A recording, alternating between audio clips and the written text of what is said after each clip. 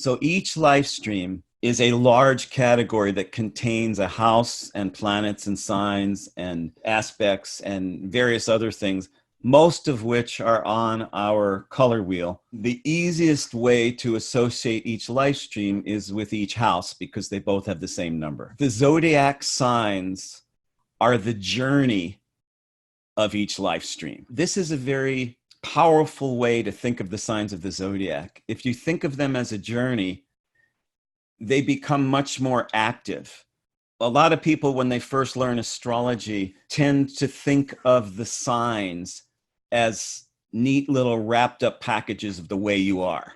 So when the signs become the journey that you signed up for, rather than the qualities you expect yourself to already have, astrology becomes much more active, like a creative art, a summoning and invitations, much more stimulating. The signs are the journey of the life stream, the active energies. The houses are the anchor points of each life stream, the location, the immovable feature. The houses don't go anywhere. They're the most concrete and the least abstract representation of a life stream. They're reliable, they're anchored, they're dependable, they ain't going anywhere. The signs are going, they're this journey. The signs are always going somewhere. Aspects, which is a word for angles between planets, are the least concrete. They're the most abstract, the most theoretical, the purest. In that respect, they're the farthest away from the houses. Every other feature of the life stream could be considered sandwiched between the concrete houses and the abstract aspects. The aspects are the sacred geometry, the music of the spheres, the dimension of the life streams you would have if you stripped all the humanness out of it and you just had the pure energy of it, the pure angelic mathematics. The root has the daunting nature of there always being another layer. So just when you think you've gotten to the root, it seems as if maybe you just barely have gotten there, and then there's another root below the root. There are so many layers underneath and inside a single human being. The root is the dense experience of coming fully alive in the physical plane. And that is quite a journey because very few people are fully alive in the physical plane. The more you become alive and present inside your body, the more you feel the things you couldn't have felt when you weren't fully alive. It's like the Novocaine of Western civilization wears off, and you realize that part of you is in trauma because the human species is living a distorted version of its true nature, and that is traumatic. It's traumatic that love isn't happening. And the paradox is that when somebody gets that real, that they cannot bear the lack of love anymore, society accuses them of being unreal. That's the irony. Just because the vast majority of the people are living a certain way doesn't make it real. It's the same realization. It's that there's a you inside you, and it's made of love, and it's made of truth. This astrology is much more about listening than it is about anything else. If you listen to your soul, you will hear your inner voice. If you stop second guessing your inner voice, you'll build up a strong communications link between your everyday mundane consciousness and your deep nature. Because your deep nature is constantly loving you and guiding you. It never turns away from you. You may turn away from it. You might turn away from listening to your deep inner voice for years, for decades. So we're still using the birth chart, but we're not referring to it directly and consciously. We're we're tuning into the fundaments of the chart this way. Soul Level Astrology recognizes three main branches of karma: personal, ancestral, and collective. Personal karma is the kind that people usually mean when they refer to karma.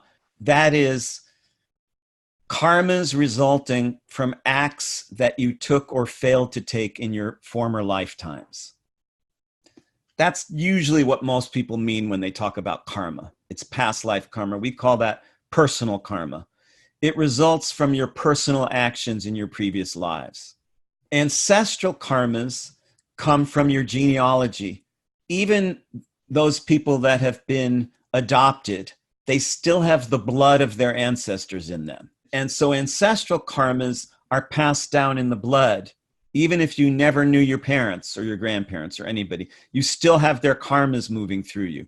They're unresolved issues and their strengths, their gifts and their benefits. Karma is not bad. And karma is not good either. Karma just is. Karma is to the soul what gravity is to the body.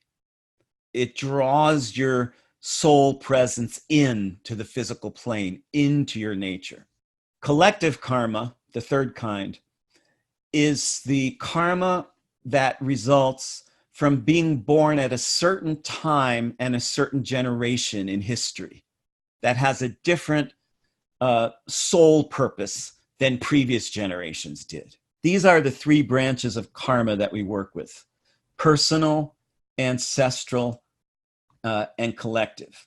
Karma provides a way for you to embody. Its purpose is to invite your fullest presence and participation in the physical plane by repeatedly challenging you to show up in the very places you've had the most trouble showing up in life after life. The main karmic principle at work in this embodiment process is that your greatest difficulties in becoming present provide your greatest opportunity. Wherein lies your severest dysfunction, distortion, confusion, and blindness lies your greatest ability for transformation. The kind of presence you gain when you transform karma to grace grants you the greatest freedom available to human beings. Now let the vibration of those words sink deeply into you, because this is an antidote for self-judgment, for self-negation, for self-stoppage, for self-flagellation. And it is also an antidote to bring compassion into the destructive stupidity of the human race. Why don't people wake up and realize they're made of love? It's what Christ said. It's what Buddha said. It's what Mother Teresa said. It's what Martin Luther King said. It's what the avatars of the ages said. And there's no greater truth. And all we have to do is do it. We don't need a greater truth. We just need to use the one we already have. So karma is an antidote for your own personal dysfunction and our own collective dysfunction as a species, because it's the one force in the universe that will never, ever, ever give up on you. It's like your greatest lover, the lover of your soul. As human beings, just about everybody has places where we haven't yet learned to fully show up, awake, be alive, and inhabit our multidimensional nature. Instead, we tend to flatten and inhabit a portion of our fuller nature. The job of karma is to invite you to show up in the places you've had the most trouble showing up in. Realize that you cannot possibly transform karma at the root until a new version of the same thing that didn't work right before comes back again. Maybe the reason why I find myself in this situation one more time is because I'm finally ready to transform it. The root of our work is that there is something beautiful, unique, and powerful deep inside your core, every one of us. You gain spiritual strength when you stand strong in the belief that there is something unique and beautiful and necessary deep inside you.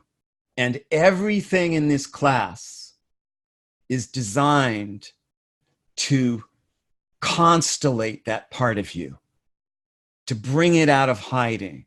And karma, through this lens, is one of the greatest instruments of all. It is not humanity's worst curse. It's one of our greatest blessings. But there's a catch. It's only one of our greatest blessings if you know it to be that. You have to claim it. You have to claim your dysfunction and your shadow in order to get to the treasure that's hidden in the darkness. Because if your greatest dysfunction is your greatest opportunity rather than your worst curse, you are turning around karma at the root. And that will ripple through your ancestry, your past lives, and your collective. And we need this antidote more than we need anything else at this time in history. We need the antidote of your absolute right to be. You produce an antidote to the world disease of self-hatred. And the only reason a person can hate someone else is if they hate themselves. Soul Level Astrology is the best instrument that I know of to help activate your soul, your right to be who you are. And Soul Level Astrology is a method through which you can learn how to help other people activate their own core nature.